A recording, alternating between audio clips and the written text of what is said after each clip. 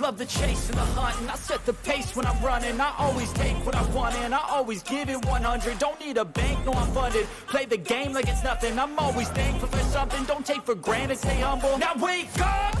It's time to look at the enemy. Look in the mirror if he is no friend to me. It's not working out, maybe it's the chemistry. It's time to break up so I can make a better me. Better believe in your mind, cause it's everything. You can mold, shape, find almost anything. All it takes is some time and some clarity to find your identity. It's mind over everything.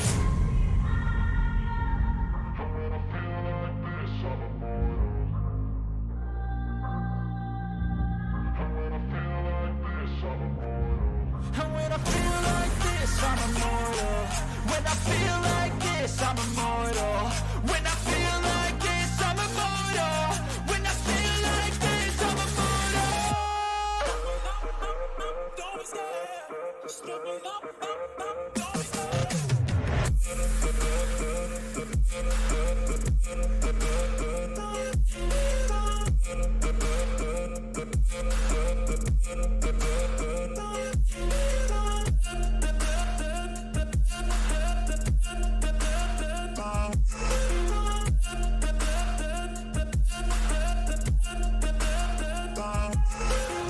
I'm so gone, no I'm never turning back. I won't stop, I'ma fight until there's nothing left. It's so on, you're gonna be hurting bad. Cause I've been to hell and back. You don't wanna make me mad. I stay strong, you will never see me crack. And if you get in my way, you're gonna feel the wrath. Gotta say it to my face while he's looking back. Mirror breaks after math. When I hate, I attack.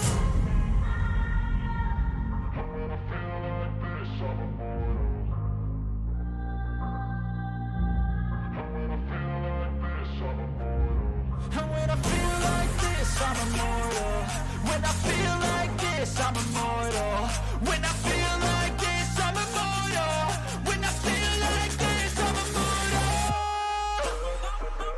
Don't be scared. Just give me up. Don't be scared.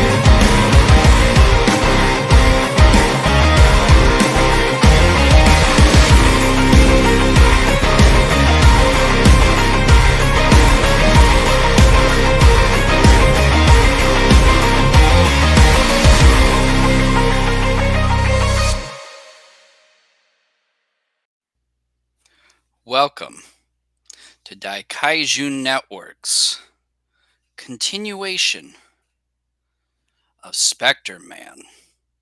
I am your co-host, Kent, and with me is your other co-host, Jason. How's it going, I almost everyone? said my name twice. Hello, Mechagoji75. Thank you for joining us.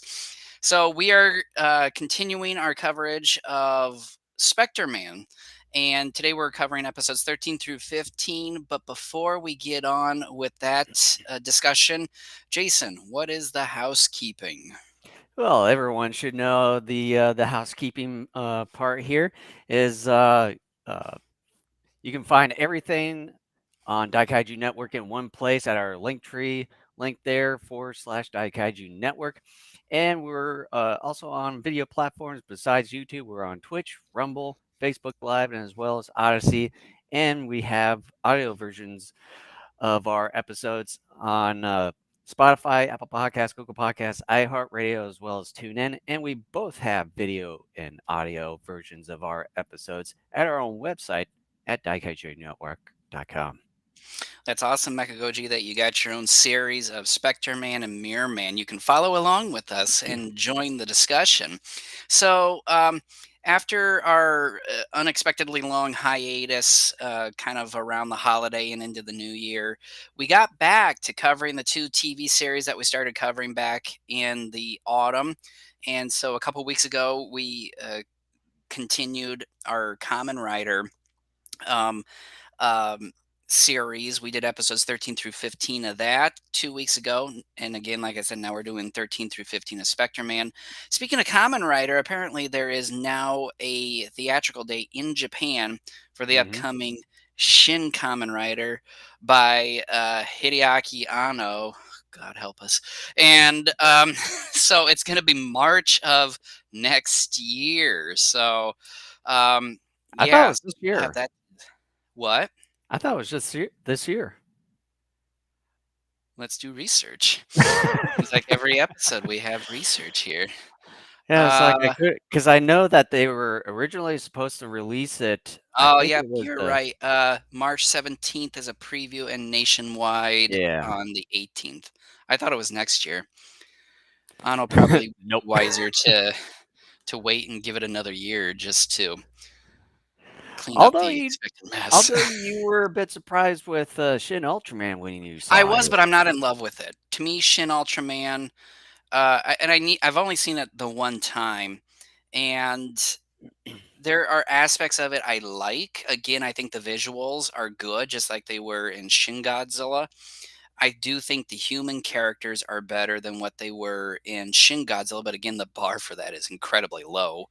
Um, and there's, I have a few questions about how certain elements of the story were handled. And to me, I'm not over the moon about it. To me, it was a surprise in that it wasn't the travesty I was expecting. But again, like I said, that's a low bar when, with Shin Godzilla.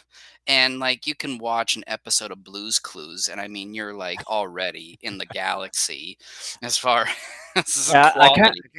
I wish I would have at least have seen it when Fathom Events had it out for a couple days because the nearest place that was showcasing Shin Ultraman was about 45 to an hour drive from my place here. But unfortunately, it was during the weekday, and I was about to head up to the Twin Cities on a business trip there. So it's like, wish I could, but unfortunately, I need to save money and as well as gas uh, for that. But hopefully, soon, sometime this year, that they'll uh, get it out on Blu-ray and DVD, so then I can at least grab it and then watch it. And then one of these times, uh, maybe get it on the schedule to review or commentate, whichever of the two. Both, actually, just like we always do. Yeah. Yeah, Mechagoji. Yeah, I saw Kamen Rider Black is coming out this month. What I find to be strange though is the fact that we have never gotten an official release of the original Kamen Rider series here in the US, and the fact that they're skipping I mean, I'm not as familiar with the Kamen Rider Yeah, because series. they've been doing some random releases of like different kinds of Kamen Rider. I think from what I've seen so far, according to Amazon, I believe there's 3 at the moment. I could be wrong. There could be maybe a little bit more than that. But I know is Kamen Rider Kyuga, I think, and then there's Kamen Rider Black that I saw, and then another Kamen Rider which I forget the name of that one at the moment. And you see that Mill Creek is actually partnering up with Disney for X amount of years. I wanna say it's 10 years, Yeah, I saw and that because and like some of the people when they were talking about that, it's like, uh, could this sort of affect the production of other Ultraman releases? well, my gosh, I mean, they've released almost the entire Ultraman oeuvre at this point. And again, I'm not sure how many Ultraman series there are out there, but I know they have to have released almost all of I them know at I this know point. there's at least one Ultraman series in the Heisei that's in between. I think it was Gaia and Neo's. It's Ultraman Nice, and from what I've seen, they still have not released that one yet. For some strange reason, they skipped over that one. And then as well as Ultra Q Dark Fantasy. Ooh, dark fantasy. Adult oriented ultra Q. I But have no idea. but I I don't know what the reasoning uh behind this partnership is. Um Obviously Mill Creek I'm sure is going to be used to release entertainment. Uh ob- my guess obviously is probably, home physical home media. But again, I'm not sure. I don't know if you know any more details about this, but here's the thing. I What is this like again? Mill Creek's like what Disney Oh, intends to do with Mill Creek, because here's the thing. Um, I do like Disney because, for starters, like a lot of people from our generation, even a couple generations before us, you grew up watching a lot of Disney movies and stuff. And I have a fondness for a lot of those films. And I think even some of their current movies are pretty good. Like the recent Lightyear movie that came out 6, 7 months ago. I liked that movie. I thought it was pretty good.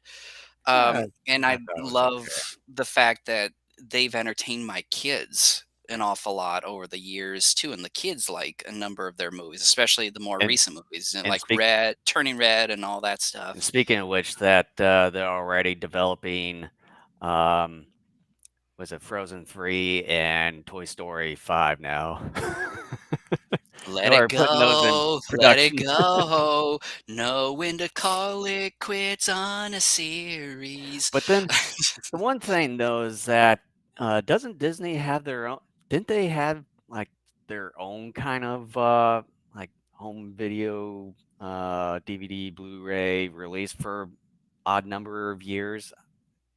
If so, I don't know if they're kind of cutting costs and trying to signing up with third party uh, distributors Well, that's the to thing. release their stuff. That's basically what I was asking is what's the point of partnering with Mill Creek unless Mill Yeah. Creek approached Disney and maybe Mill Creek is like wanting some properties from Disney or something like that to release themselves to make a little extra scratch. I'm not sure. 'Cause that's why I was asking you if you knew more about this whole deal. But Not a whole lot. obviously, with Disney being as big as it is, my guess is regardless of whoever approached whom, my guess is Disney's going to be kind of calling the shots most of the time.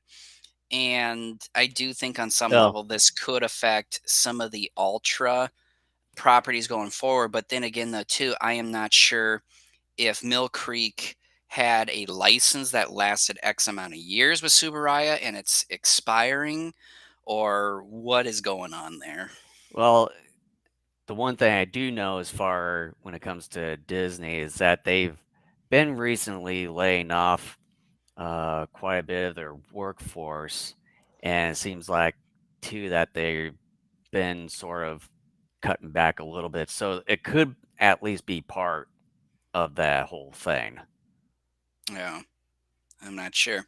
My most recent Kaiju figure pickup, you know, I haven't picked up any Kaiju figures.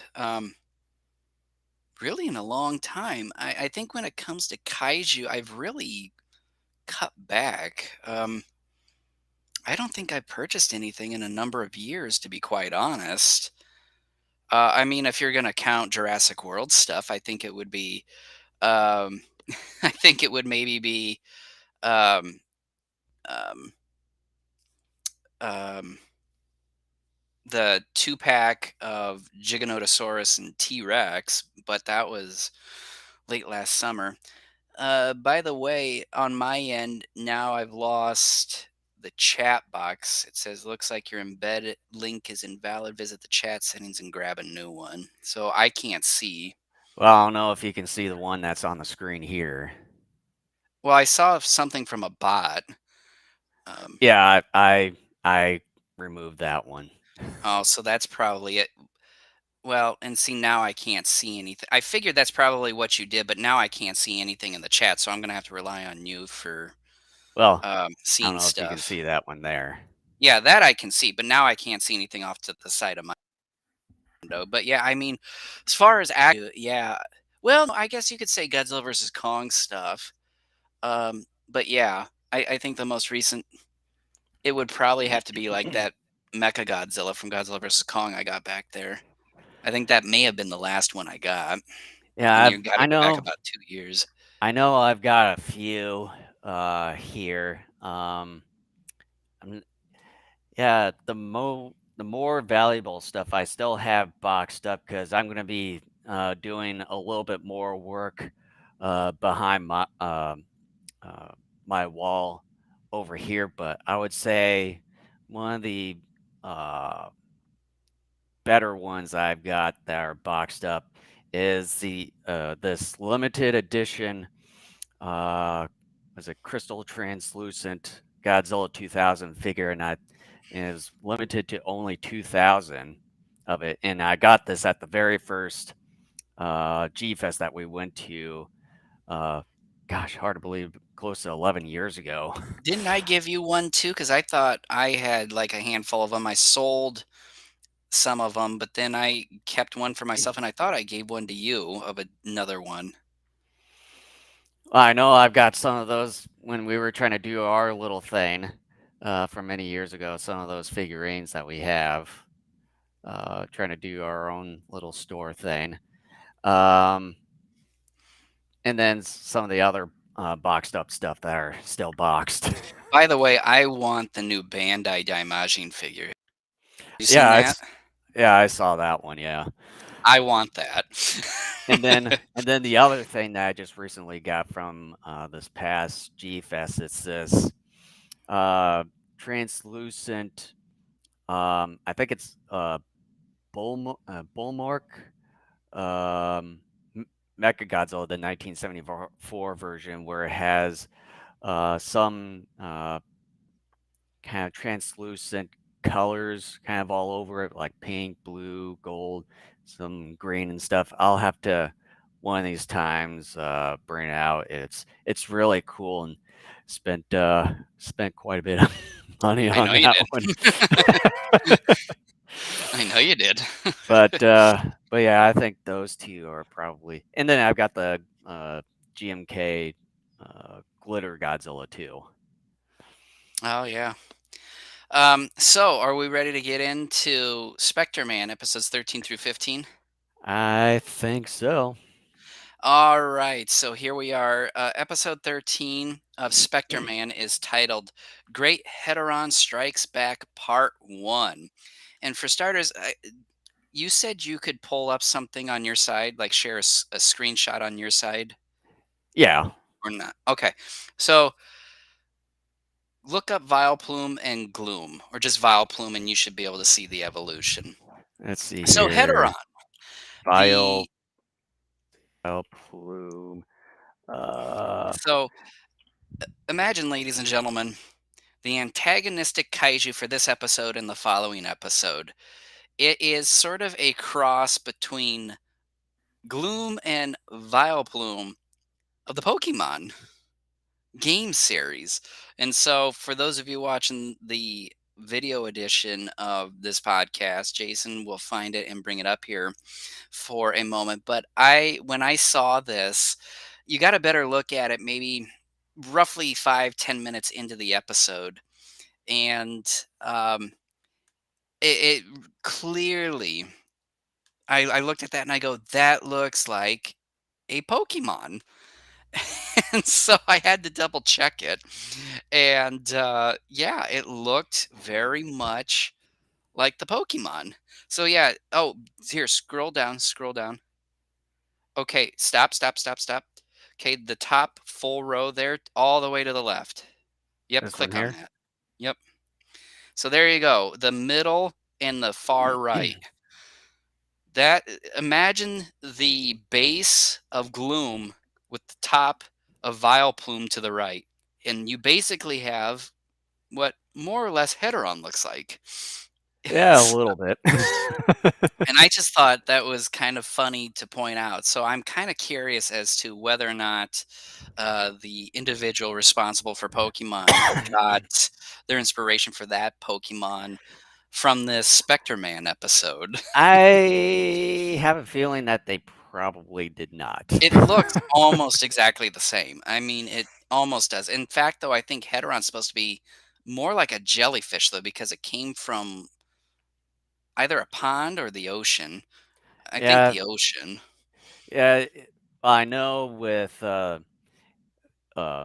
with my titling version from my DVDs called Return of Hydron Part 1.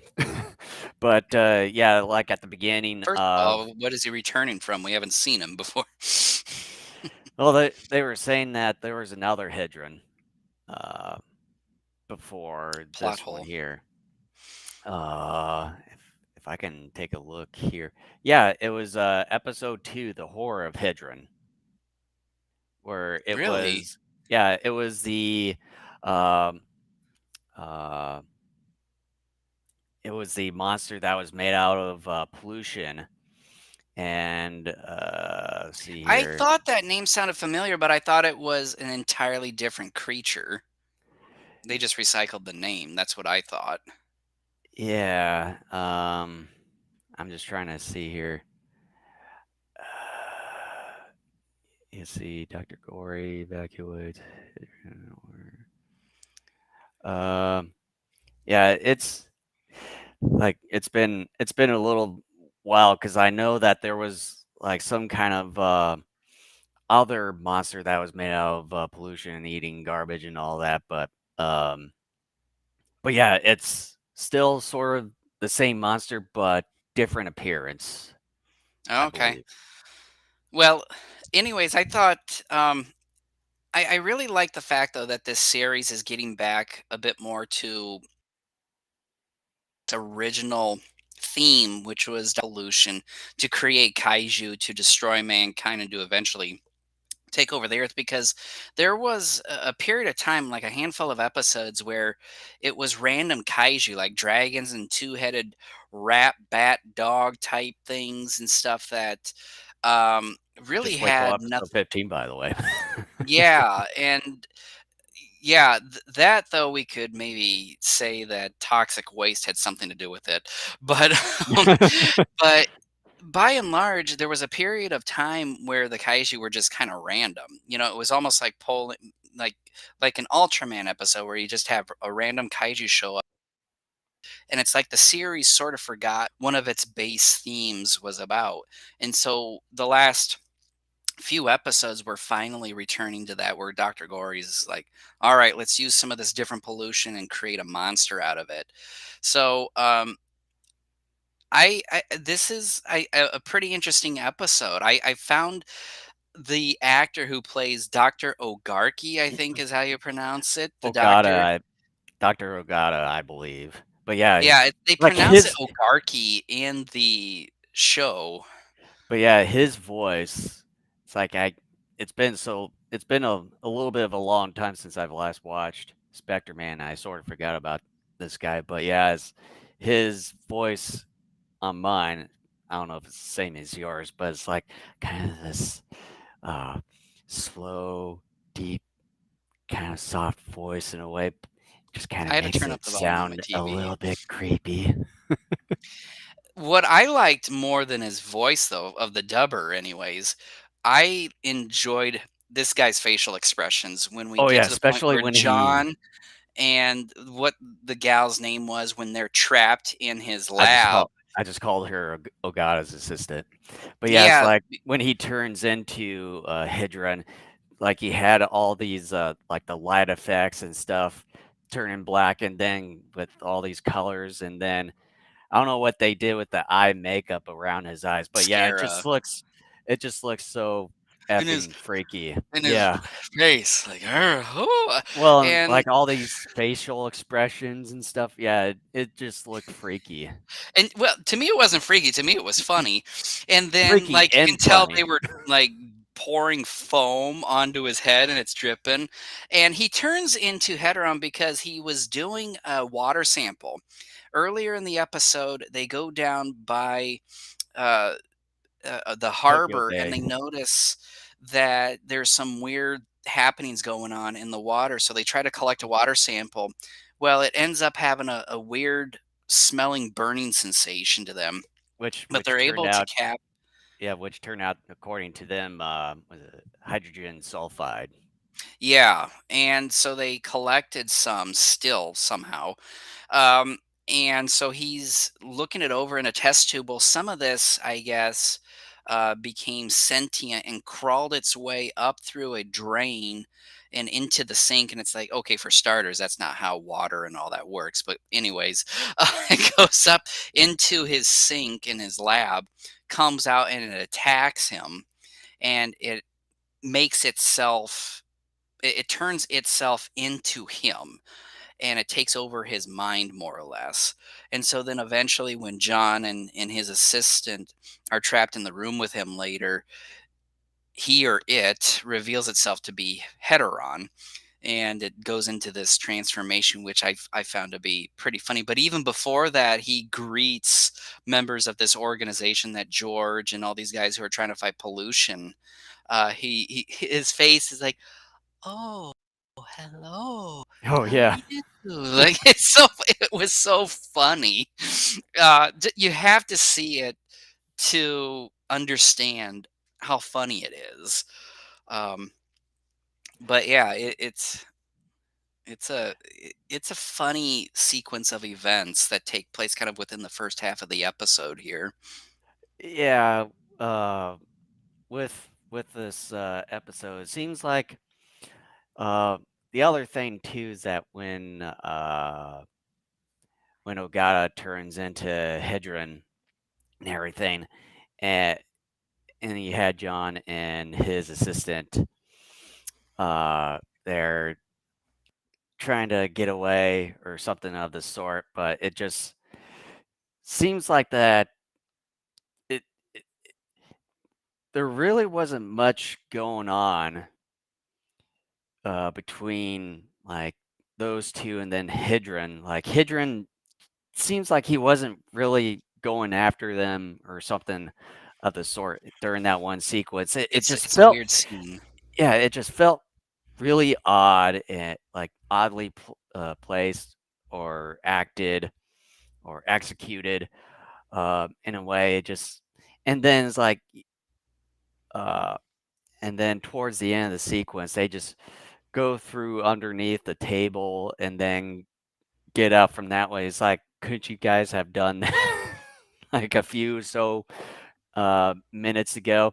And then I also liked some of the sequences when they were going down the stairs or something, and then you had all the like the debris from the building coming down, and you can obviously tell it's all foam because you can see like like they were supposed to be heavy, but they actually weren't It's bouncing around and bouncing around. And then uh,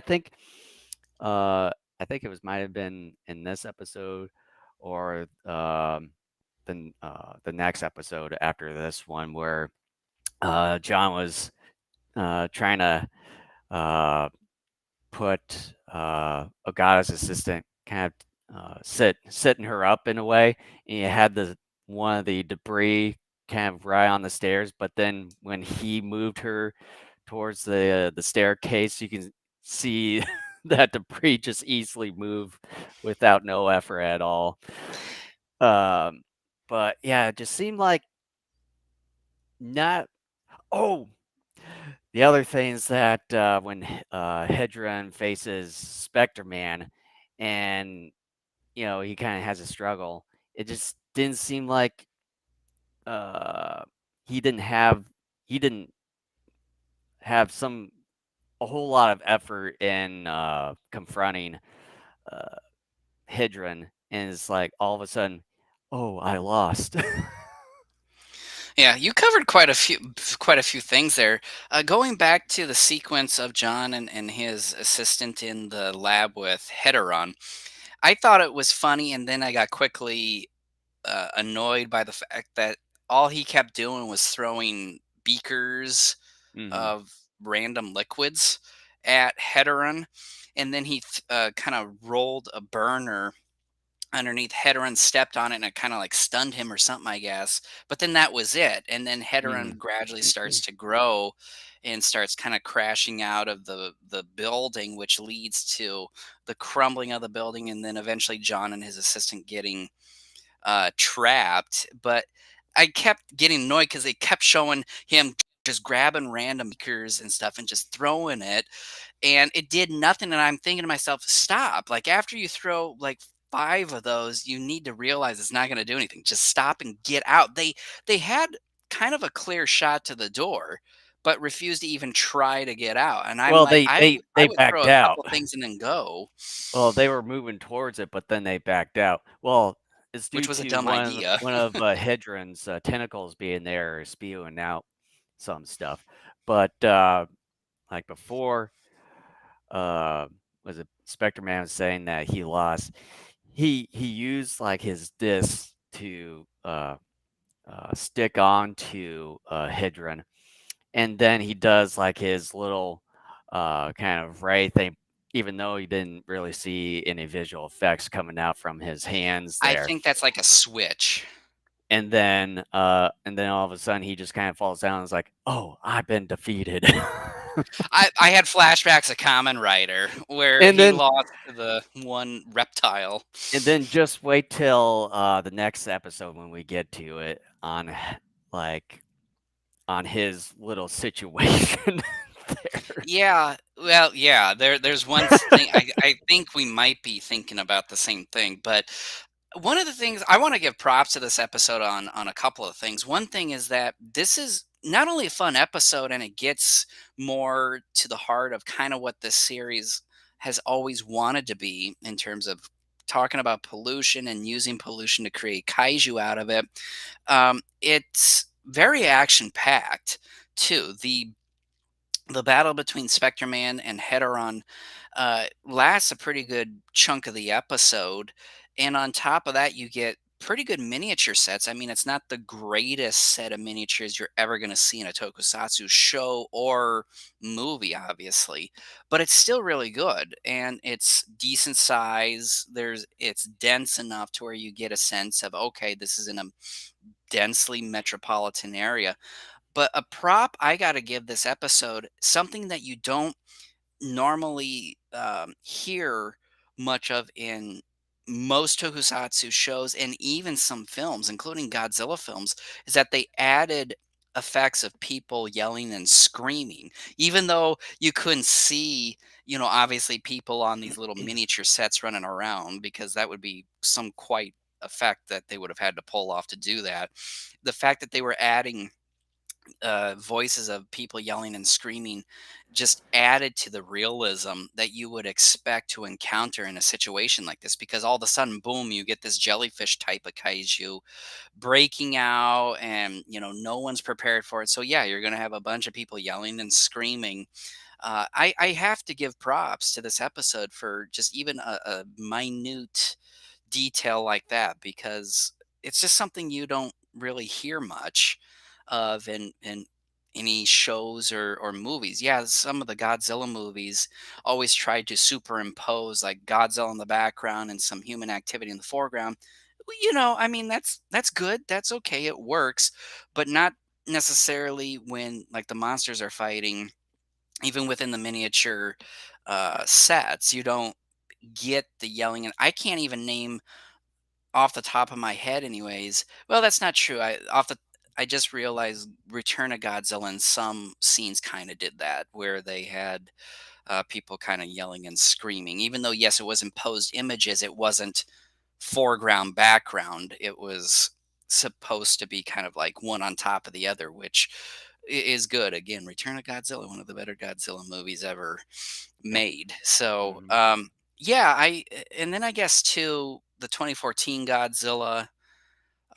Yeah, yeah, like the MonsterVerse did a good job of that too. But in terms of the Japanese material, there really isn't a whole lot of examples out there where something like this was done. Nope. So, other than that, the episode kind of ends off with the G team heading to Ogata's lab, trying to rescue John there, because apparently that the military was gonna have some jets coming in and bombing uh, the area. And I also liked uh, was it the officer with the bullhorn? It just sounded. It didn't sound like it was coming out from the bullhorn at all, uh, for that matter. But it just you kind of had some sort of professional, like uh, like one of those voices, like in 20 minutes, jets will be coming in and bombing the entire area. That Y- sort of thing. It's a similar thing, but you know what came to my mind when that scene came up? What's that?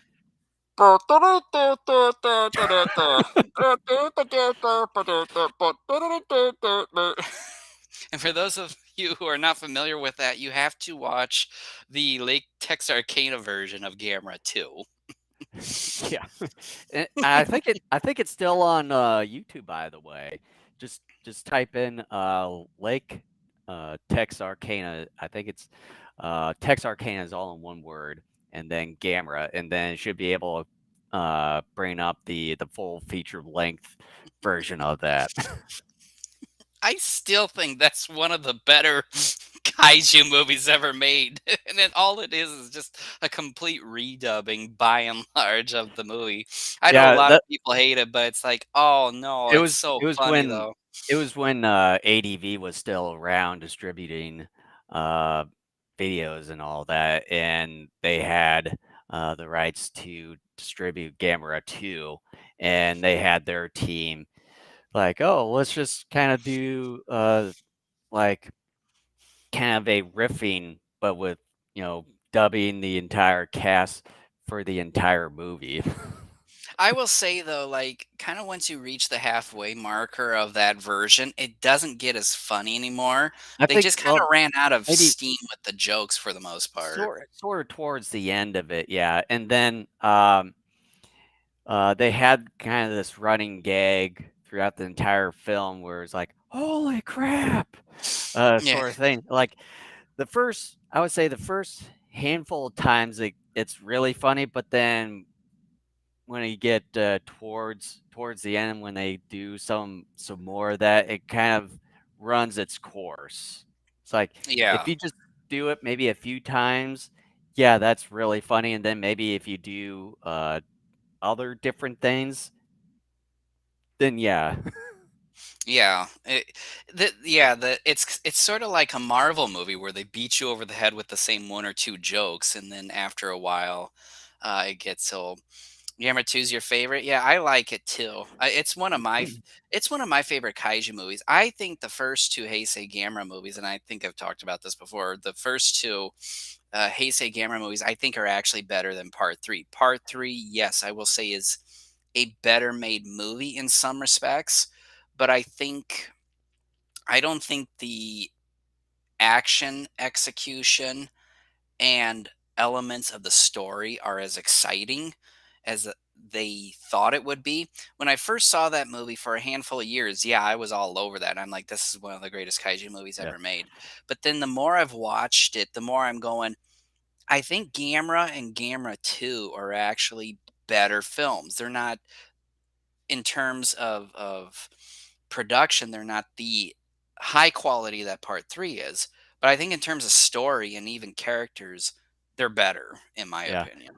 And with us talking about the Lake Texarkana version, if you go back, like if you watch that maybe once or maybe a couple other times, and then go back to watching the actual Gamera 2 film, it you don't really look at it the same way again after watching Lake Texarkana Gamera version I of Gamer guarantee 2. you, I have watched the Lake Texarkana version more Same here. times than I have any other version of that movie, and every time I try to just watch it straight, I still find myself chuckling in spots just because I'm expecting certain dialogue to come out, like when they're trying to cut into one of the Legion maggots and Oh it yeah. has like a muscle spasm.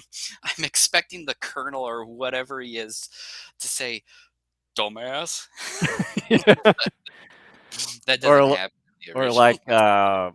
uh like when one of them is in one of the generals in uh the military tent there, and he says, "I got my own turtle head poking."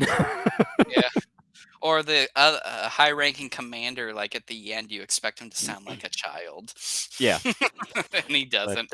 But anyway, anyways, we're kind of getting sidetracked getting here. back to Spectreman, thank you for indulging us here. But do we wanna go into final thoughts and a rating for episode 13 here? Yeah. All right, mine is pretty short and to the point here. A fun, goopy, goop. Let me start that over again. A fun, goofy episode that gets back to basics of what makes a show like this a lot of fun. The miniatures are fun to watch despite not being the best we've seen in tokusatsu, but there is a lot of action to be had, and I gave it an A minus. Oh wow.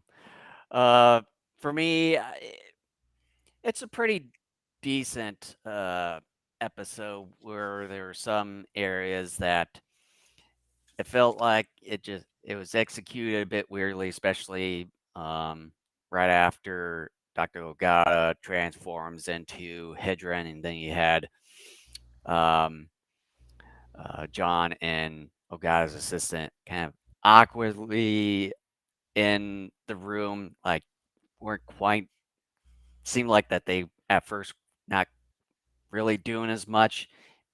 Thought about trying to get out, but then couldn't. Throwing a bunch of glass beakers in that way, and then Hydron growing big, Spectreman confronting him after using his uh, Spectreman beam or ray, whichever, and then says to him, says that he's been defeated, and all that, which didn't seem like he didn't. For me, this one, episode 13, it's an okay episode. I'd give it a C plus. All right. So episode 14 is pretty much the same title, just with a part 2 attached to it. Yep. The Great Heteron So, Strikes Back Part 2. or for me, So, Return of Jason, you Hydron. said you had something to say here, and I think I know where you're going with this. So So this why is don't you go ahead? right after when Joji turns back into himself again, and then somehow he says, I've got like this negative spirit or energy within me that I need to get rid of. Oh, I kid God. you not, the only way for him to get rid of the so-called negative energy or spirit from within him is to, like, he goes up into some random apartment or room where there's a piano, and all of a sudden, like, he just, like, does one note, the screen goes black, and then you have, like, this white light, and it's like, "All right, I've been recharged," or He doesn't something. even say that. He just goes, "Okay." Like, he says Yeah. one thing. But here's the thing. Yeah, like he's saying, like his energy level's low or something like that. He goes up, finds the piano, and he says something to the effect of, "Music is a universal language. It gives people energy or it charges people up or something like that."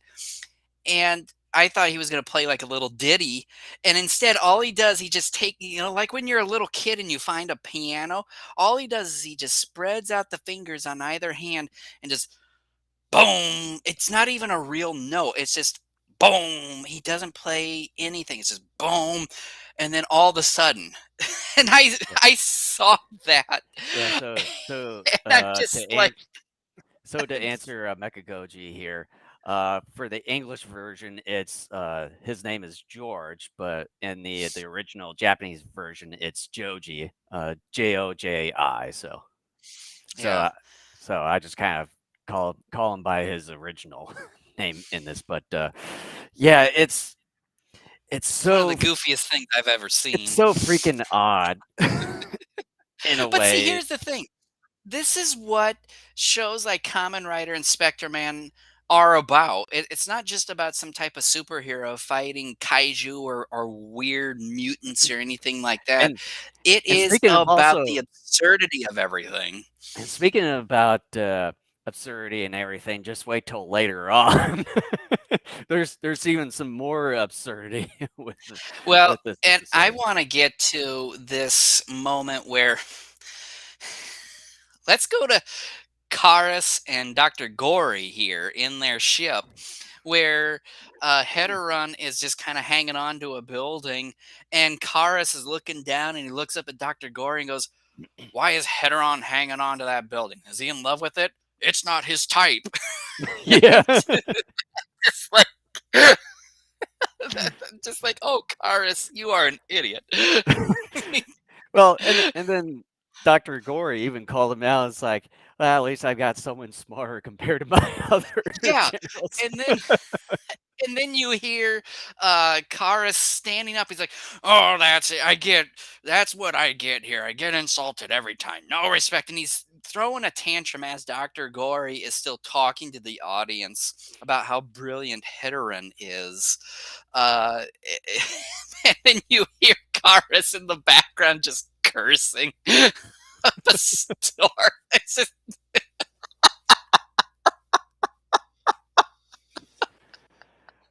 But anyway, this episode is the funniest episode, and we've had some funny episodes of Spectreman so far. Oh my gosh.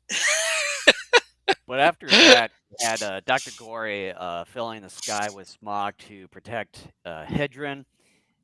And then you had the G team members finding John Ogata's assistant and escaping from the building. And then Joji, he finds a car, drives it off. Practically, he hijacks a car, and then tries to distract Hydran. And He Hydran chases hijacks a after. motorcycle. Well, that's after he hijacks the Oh, car here, and then it's a bit funny. One of the scenes where you had one of the Hydran tentacles and stuff right behind the vehicle. I think that they actually tied a string up to that vehicle and just had had the tentacle just being dragged along the road there, which is makes pretty funny. sense. And then got to the point where, like, for whatever reason, it doesn't really show it, but like he had really weird camera shaking and all that. That Joji all of a sudden just like gets scared and then like drives off the road and then gets out of the car and then the car just explodes for no reason whatsoever. It's like he didn't hit anything. All he did is just go off the road like into maybe a little patch of prairie grass or a field. It just explodes. Spontaneously combusts. It just, and I've said this before, it's so stupid, but at the same time, I love it because it is so ridiculous. Again, I come to this stuff expecting this, and with this particular episode, I am not disappointed. I want to go back to that motorcycle bit for a second where he hijacks that motorcycle. He gets out of this ambulance that he's in along with a couple of his buddies. And so he runs up to this couple, a man and a woman. They got a motorcycle. He steals it, and the man and the woman are just kind of like, hmm. Yeah, that's They fine. just watch him. They don't even try to get the motorcycle back. They let him take it. It's so funny. And then I love this episode so and much. then right after that, well, he takes the motorcycle ahead towards the airport, and this is another absurd, another absurd sequence here. So you had Joji trying to go to different planes to try to get into it, and then until he finds an airplane that he can get in, flies up, circles around Hydron, and then he like opens up uh, the right side door, and then just tumbles right Jumps out. like He like a just jumps out. like a wheel car or some sort. And I wrote in Like, my notes, I go, wait a minute, what's the point here? Because typically in situations like this, the main character will either talk to himself as a means of explaining it to the audience, or he's but telling someone else, like over a radio, what he's going to do. Instead, he just gets in this plane, like you said, flies around, and then jumps out. and then you had Overlord coming in, speaking to him. It's like, I have a plan, Spectre Man. Get ready. Get And ready that's to the funny thing. transform. That's the funny thing is like, okay, Joji just decided he's gonna jump out, and whatever the fuck happens. He had no plan. There was no plan. He just jumped out, and you see, and he's just kind of falling, and it's just like, okay, we'll just see whatever works here. And then Overlord just so happens at the right moment comes in and talks to him about, hey, here's what we're gonna do, and it's Well, just you don't even hear what they were gonna do, but then you no, had Joji transform into Spectre Man again, fighting Hydron practically the same way he did yeah, right when he got quote unquote defeated in the previous episode. But the only thing is that when he was laying on the ground there, and then Hydron going on top of Spectre Man, all of a sudden you do hear what they were going to do mainly from Overlord is that they were going to recharge Spectre Man's circuit to electrocute Hydron, and that's the way that they defeat Hydron. That's Spectre Man pretty much did the same thing they did. Throw those discs and then do like his Spectre beam or ray, whichever it is, and then he falls down. Without any charge left. Pretty much did the same thing. Only Overlord was the one that basically did the electrocution by yeah. I recharging mean, Spectre Man circuits. Joji was just going to commit suicide otherwise. I mean, there was no plan. He just thought, I'm just it's a really good idea just to get up in a plane and jump out, and whatever happens happens. Yeah, I'm probably going to die, but who cares? Just there was no plan by Joji. Nothing.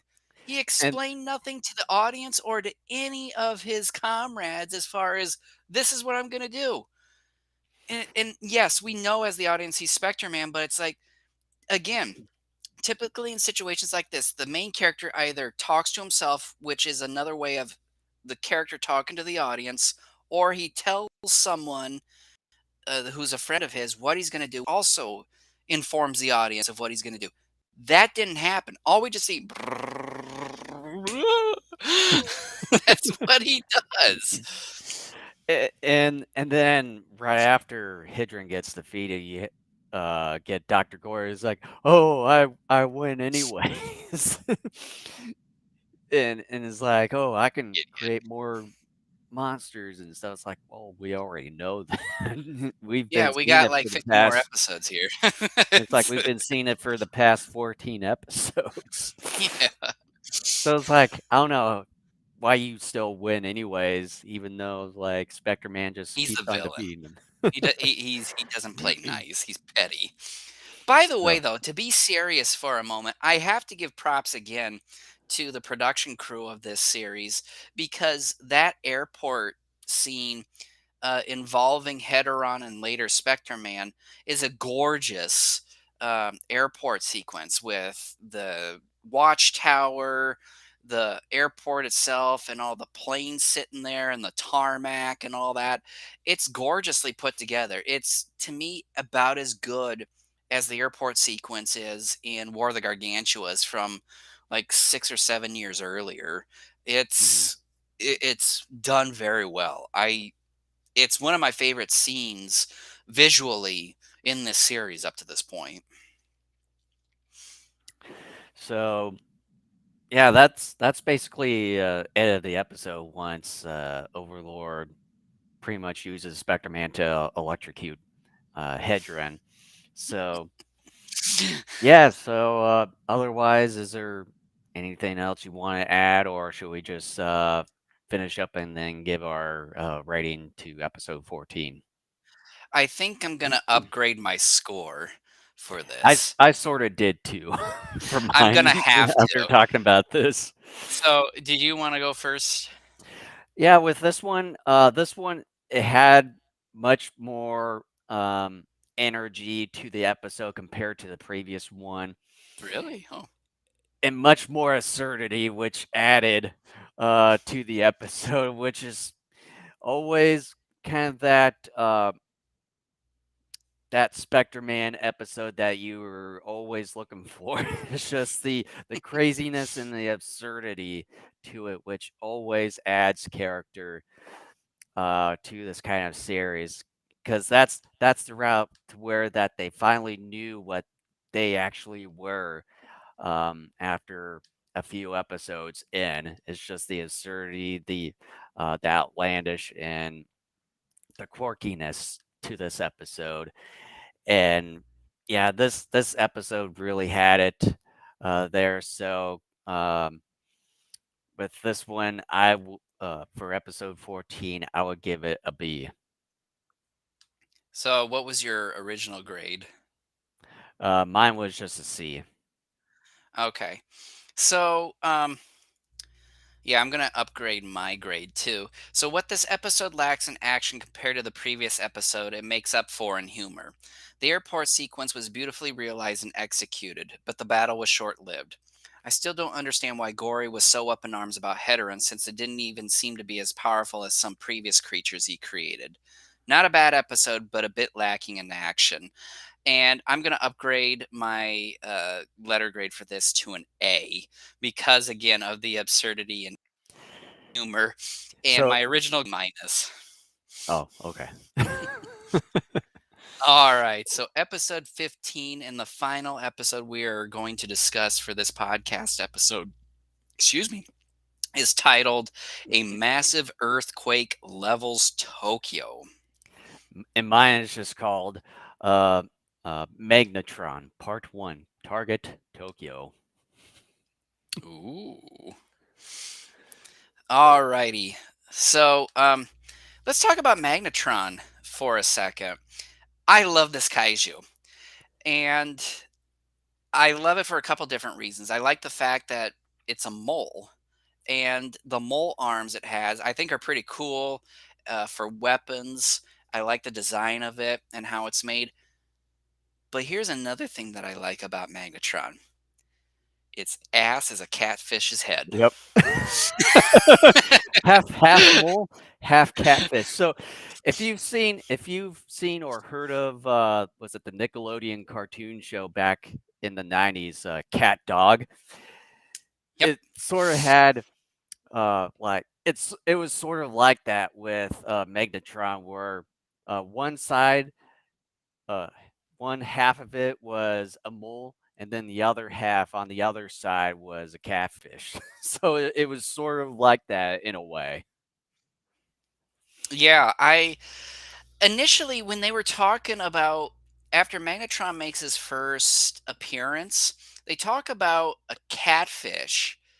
And I'm going, Yeah, "What are you talking about? That looks like a mole. I saw nothing a catfish." And I thought to myself, "Oh, like, is its butt like a catfish's tail or but it's something like like that?" And it wasn't until you got a better look at it later in the episode, you're like, "Oh my god, its ass is a catfish's head." I'm like, but first of all, it's on the bottom, but yet the mole part yeah, stands up on its hind legs. I'm going, here's this thing that's mostly mole, but mhm. yet you say it's a catfish most of the time. This is weird. Like, Yeah, and Yeah, it's like the episode opens up where you had these two campers out in the middle of nowhere, and then you had this massive earthquake where Dr. Gory uh, had an artificial did it artificially, and then you had Megatron come out uh, from the ground, uh, pretty much swallowing up this small village in Japan there. But yeah, it's like I was the same way too when you had some of the people talking about it. And I think it was the kid from the the son of the G team boss there who first mentioned like something about it being a catfish. I was the same way too. Is like I didn't really see a catfish, and then Dr. Gory mentioned about combining a mole and a catfish too, and I'm just like, where's the catfish part? Even though I've seen this episode a long time ago, but sort of forgotten about it since then. But then, yeah, later on, you see the ass of Megatron there with the big ass face of the catfish. I was like, that makes sense now. I know. I love it. I love stuff like this where it's so, again, going back to what we've been saying with this particular podcast, the absurdity. I love it. It's just like what was going through Dr. Gory's mind where he's like, we need something that'll dig. Moles are good diggers. And so what else do we need to do? You know what? We really don't need anything else, but just for the hell of it, let's put a catfish's head on its ass. That'll freak them out.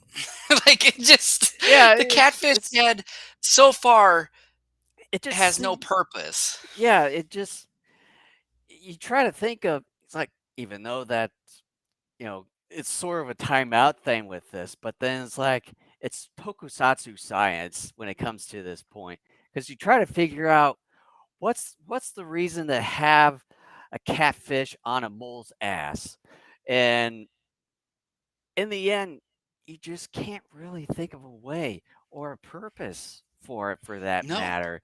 Because, with moles and stuff, yeah, it makes sense for a mole to dig underground and everything, maybe make an earthquake, even though that for whatever reason, Dr. Gory thought was like, oh, let's just do an artificial earthquake.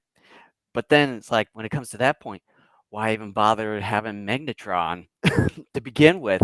Because you had him use the artificial earthquake in this little village to test it out, and then he later on he used it on Tokyo. And speaking of which, I know you mentioned about like you know adding audio as far as people screaming, yelling, and all that in episode 13. They did the same thing for episode 15 here when they were showing all the sequences of buildings uh crumbling and everything uh, and all that. So, but yeah, it's like with Dr. Gory using this artificial earthquake, then it comes to the point, or you come to the questioning. It's like, then what's the purpose of Megatron to begin with? Magnetron, I think, helps cause some of the earthquakes, though, I thought, because it digs underground. Sort of, but then you had Dr. Gory admit it when he was in his spaceship with Karas there that he mentioned about using this artificial earthquake. I got a response for you. You did that to me a lot in the last episode, and I'm going to do it here. Well, Yeah, it because makes you no did it to sense. me first. I know. I know. But here's the thing. Yeah, you're right. There is really no purpose, but guess what? It doesn't matter because this is tokusatsu and it's I a know, show for a younger audience. I know, but then it's like if you use an artificial earthquake, then why even bother having Magnetron or any other monster to begin with? In all seriousness, though, I do think perhaps the reason for Magnetron first and foremost is to finish off the people that did survive the earthquake. I think that's one reason.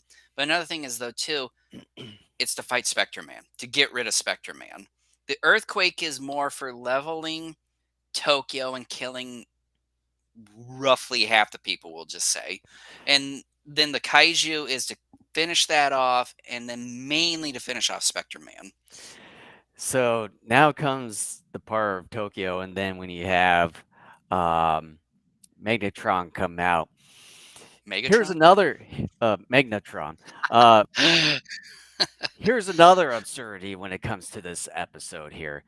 So, like during this episode here, you get to know more about the G Team boss, where he lives, and see his son and wife and all that. So when you have this earthquake going on, you get you have his wife and his son in their house, and you kind of see like all like the um, earthquake effect going on and splitting up their house and everything. And then you have the kid there just kind of standing there. It's like, mommy, mommy, I don't want to die or anything. And then the wife is like, I'm trying to reach you, but I can't.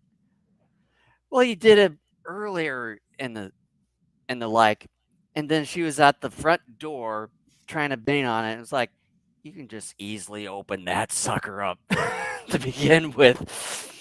And then once the door opens, I kid you not, it just seems like she just got out of there right away, skips out, just doesn't even bother trying to grab the kids. Like she just leaves him behind, trying to defend himself. And then I don't know how the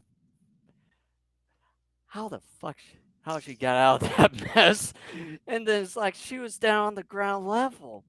And then you had the G Team, and the G Team boss there is like, it's like, where's Bobby? It's like, oh, he's still up.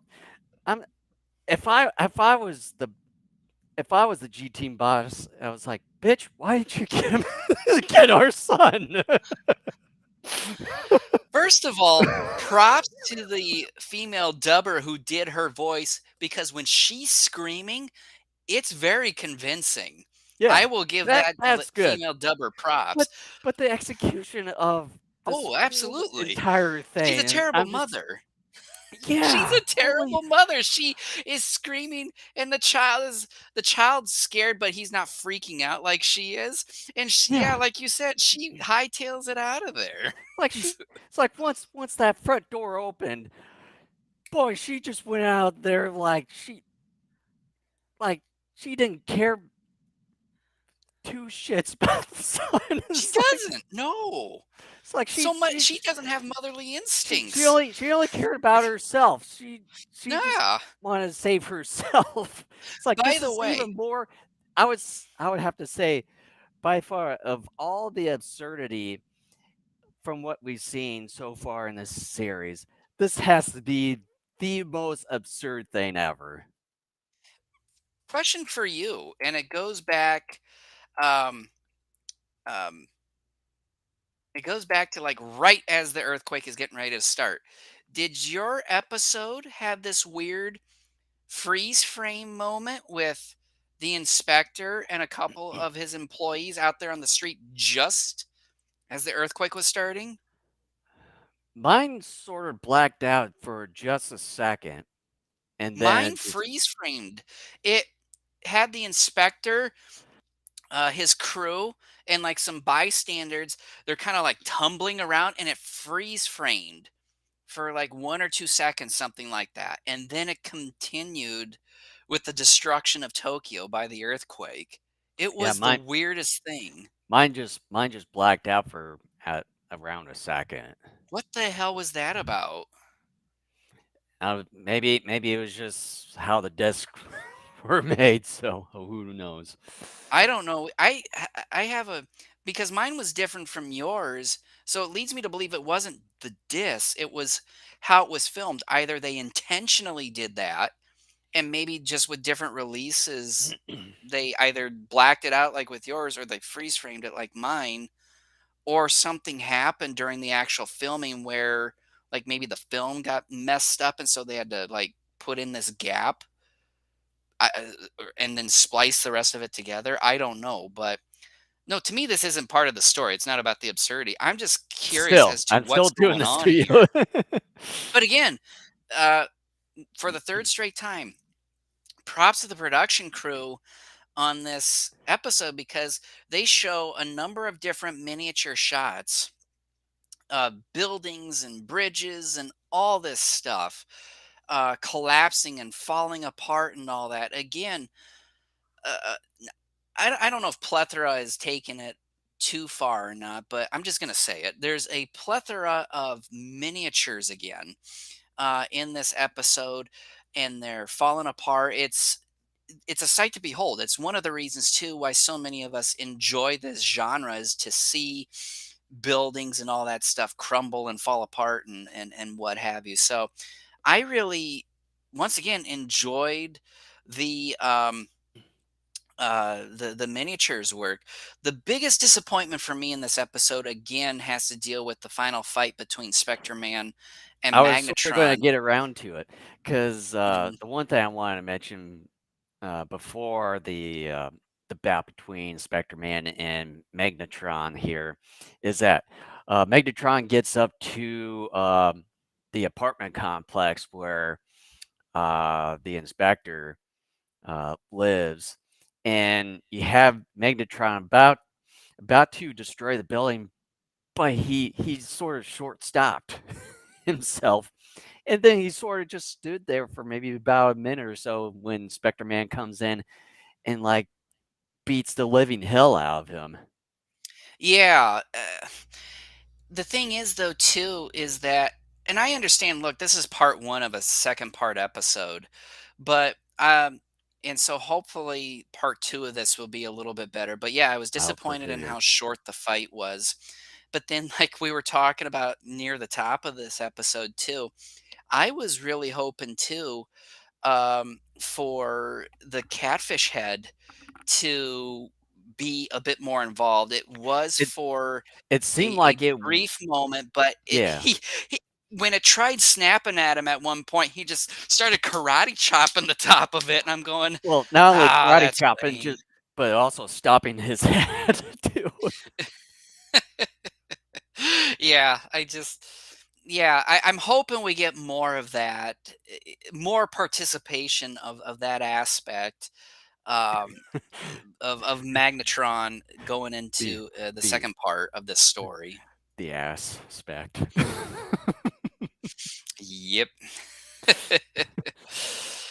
Oh man, this series, there are moments of it where you scratch your head and you're going, "What the hell?" But then at the same time, you are enjoying how I think sometimes intentionally hilarious it is too. So, all right, we ready for final thoughts and a rating here? Yes. All right, I think I'll go ahead and go first this time. An episode with a unique kaiju antagonist. The episode is middle of the road otherwise. Magnetron has a unique design, and I'm hoping we see more of the catfish headbutt get involved more in the following episode.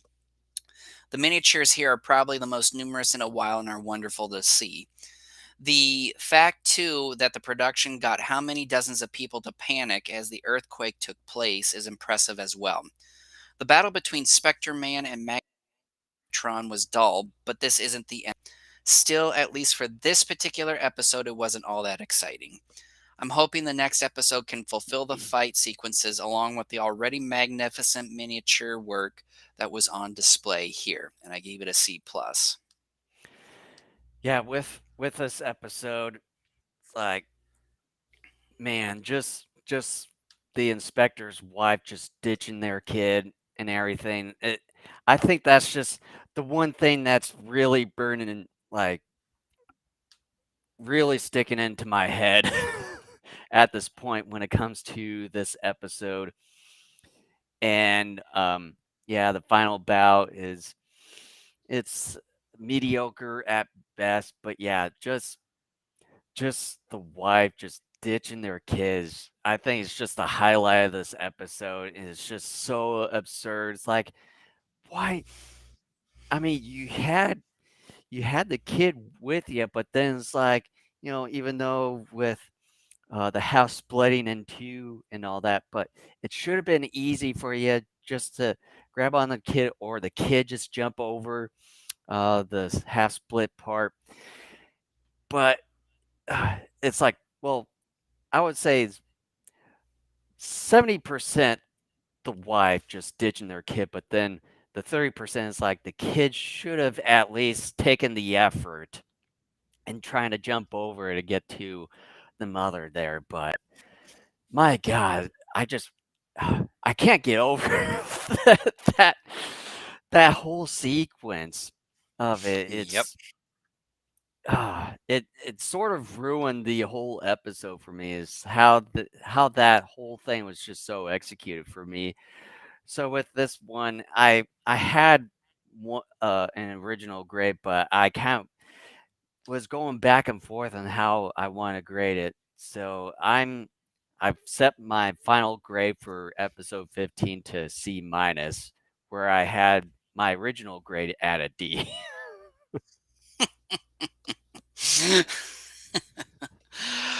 All right, good old Spectreman delivering on the goods. So with that, we thank you so much for joining us for this episode of Daikaiju Network. In a couple of weeks, we'll be back discussing Kamen Rider episodes 16 through 18. And then in March, Jason and I had discussed off air a couple of weeks ago. What we're going to do is celebrate 90 years of King Kong. So that month is going to be Mhm. a two episode month. And so we sort of decided that the first episode we're going to do that month is we're going to kind of just have a general discussion of Kong and his legacy. And then the second one is we're doing a commentary. And I forget, what was the commentary we were Son doing of again? Khan. We're going to do Son of Kong as the commentary later that month. So that's what we have on the slate for the next month and a half, more or less. So thank you so much for listening or watching, and we will see you here again in a couple weeks when we discuss more Kamen Rider. Before we close out, I just want to do one last housekeeping. If you see a subscribe button down below, whether if you're watching us on YouTube or possibly some other streaming platform, um, I would say make sure to hit that, and as well as smash the like button, and as well as hit the notification bell icon, so you can get notified for whenever we go live or add any other videos in the future. And you can find Daikaiju Network everywhere all in one place at our Linktree page, Linktree / Daikaiju Network. And besides YouTube, as far as video platforms, we're on Twitch, Rumble, Facebook Live, and as well as Odyssey. And we're also on the following audio platforms: Spotify, Apple Podcasts, Google Podcasts, iHeartRadio, and as well as TuneIn. And we've got both video and audio versions of our episodes at our own website at daikaijunetwork.com. And before we close out, I know tomorrow is going to be Super Bowl Oh, Sunday and here, I forgot. even though we talked about it beforehand. I keep telling you, I'm forgetting. So, uh, so who are you gonna go I'm going for for tomorrow? Eagles. Yeah, for me, it doesn't really matter who wins this, because I was sort of kind of hoping for a rematch between the 49ers and the Bengals, like a Super Bowl 17 rematch of those two teams, but fortunately that did not happen. So Yeah. yeah, and with the Chiefs and the Eagles, like, yeah, I'm not really a huge fan between the two. I So will say this. I think Patrick Mahomes is a very good athlete and I do like him as a person. I'm just so sick and tired of all of a sudden magically everyone's a Chiefs fan, it seems like. And so yeah. I'm like, no, no. Like my final prediction for the score is 31-17 Eagles. I think Oh the wow. Eagles defense is better than the Chiefs. The Chiefs, while still good, obviously, I don't think they're the same Chiefs that went to Super Bowls 54 and Yeah, 55. They because lost a step on both defense and offense. I've realized that they no longer have Tyreek Hill on their team, which I didn't realize that until I think it was because I know he was on one of the teams. I forget He's now on who. Miami right now. Yeah, Miami. Yeah, because I remember watching that game or one of the playoff games, and then I It was was like, against the Bills, realized, probably. yeah, and then I realized, oh, he's he's no longer with the Chiefs Welcome now. to the party, Jason. Yeah, It took you yeah. all season to realize that. Well, it's because I don't watch a whole lot of regular season games I don't anymore. anymore. I don't either. I sorta will, like, see news clippings and maybe some scores, so I have a rough idea of what's going on. But, yeah, I don't watch a whole lot of NFL football Yeah, anymore. To me, college football is where the fun's at. yeah, yeah. College football is the only place that I'll watch the most anymore, and then maybe a little bit of college basketball here and there, and as well as college wrestling. So it's kind of more or less college level stuff that I usually watch anymore.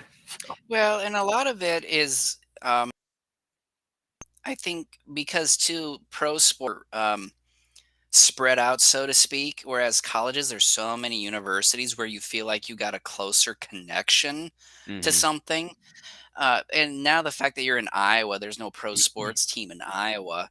The only We live closest in thing is semi-pros, where you got like basketball and hockey here, and then like arena football teams kind of around the area, even Omaha or whichever Sioux City. yeah, and so with us in Michigan, I mean, all the It's a Detroit little teams are you get a terrible, little but bit.